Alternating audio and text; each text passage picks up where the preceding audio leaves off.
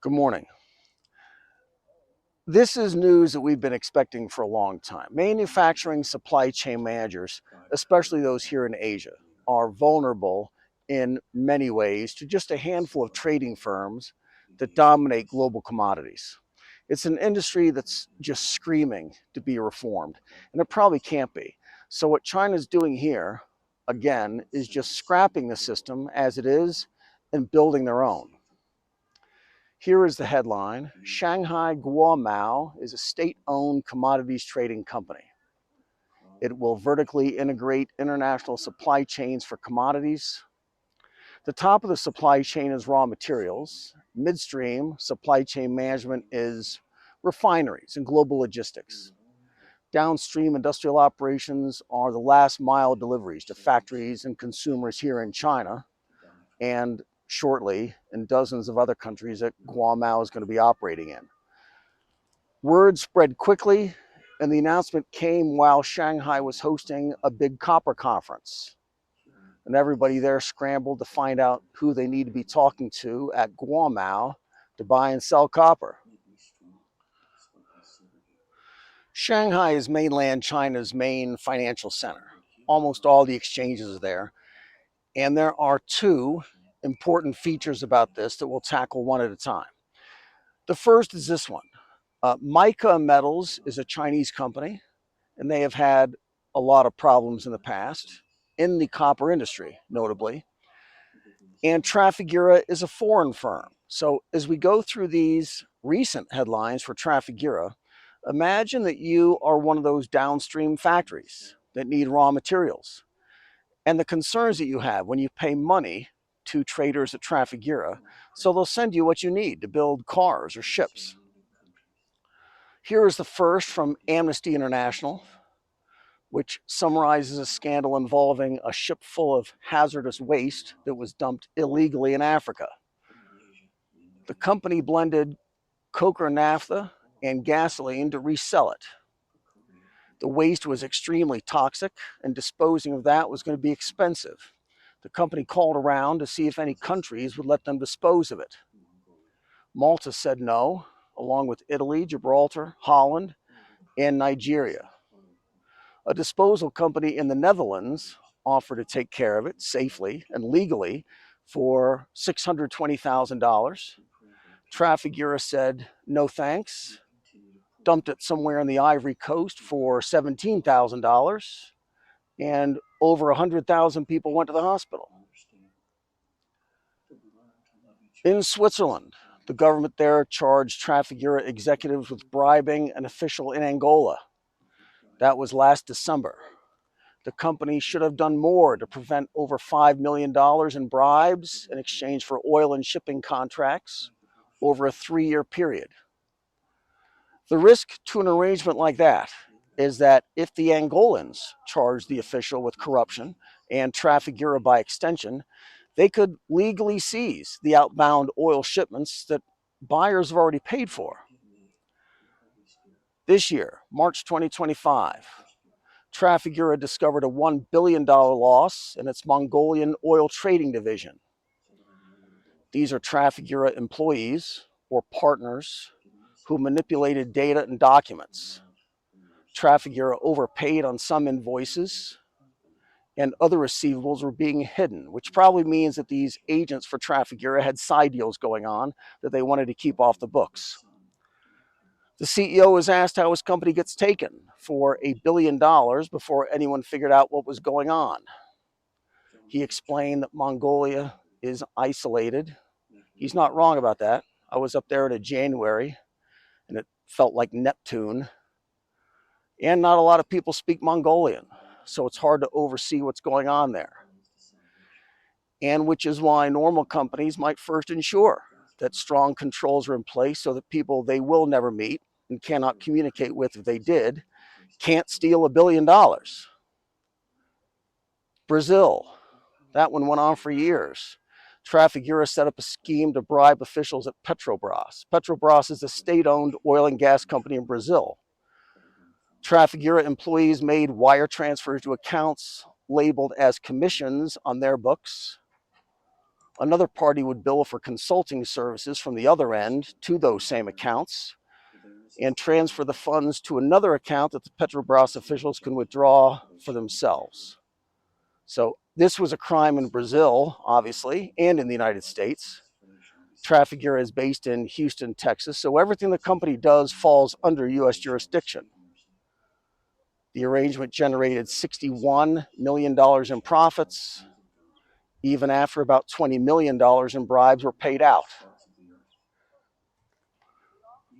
Last June, the company paid $55 million in fines for fraud, manipulation, and impeding communications with the CFTC. That's the Commodities Futures Trading Commission. And those charges there are their equivalent to what the Justice Department would call obstruction of justice. Over 6 years, Trafigura traded gasoline futures based on inside information from third parties in Mexico. In 2017, the company manipulated a oil trading benchmark to screw their counterparties, probably their customers too. And Trafigura required its employees to sign non-disclosure agreements that prohibited sharing company information with law enforcement. NDAs are common if the traders go from one company to another to protect companies' proprietary information, don't go after the former firm's customers, etc.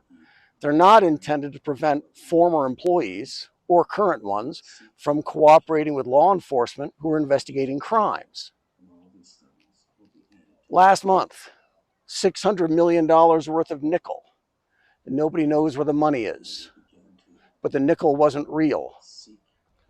Pratik Gupta was doing business with Trafigura for years, starting in 2014, eventually growing to 69,000 tons of nickel trading by 2021.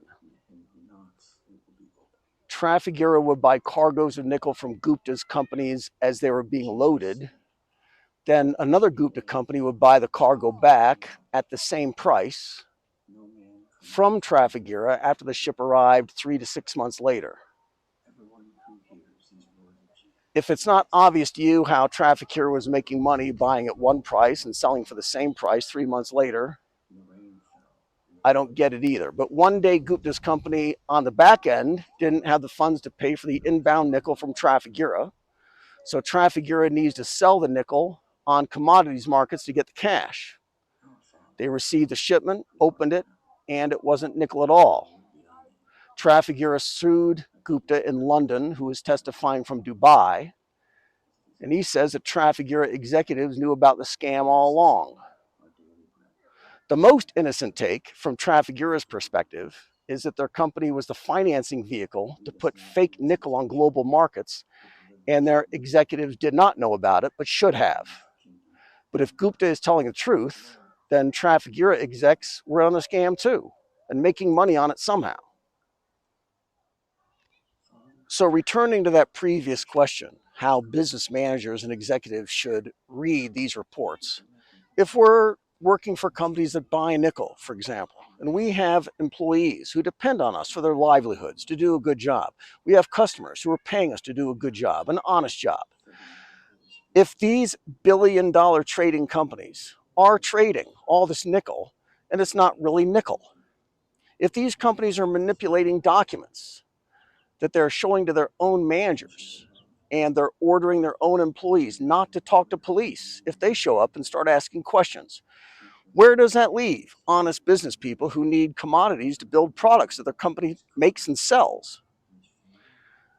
There are deep weaknesses here in this industry, and it is deliberate. These systemic weaknesses exist because the trading companies can make billions of dollars even after they're occasionally caught and pay some fines. Just in this nickel case, here are the risks to everyone involved, including the entire system. No third-party verification requirements, insufficient cross-referencing, shipping documents and financing arrangements said $600 million worth of nickel that wasn't there.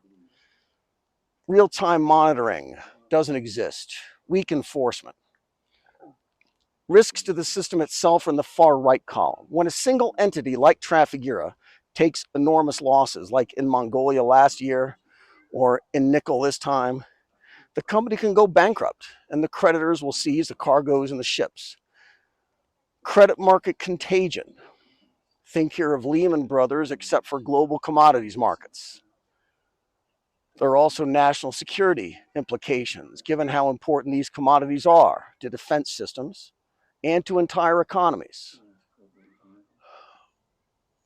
What the Chinese are saying here is that their companies and their supply chains, their national security, their economy are no longer vulnerable to companies like Trafigura.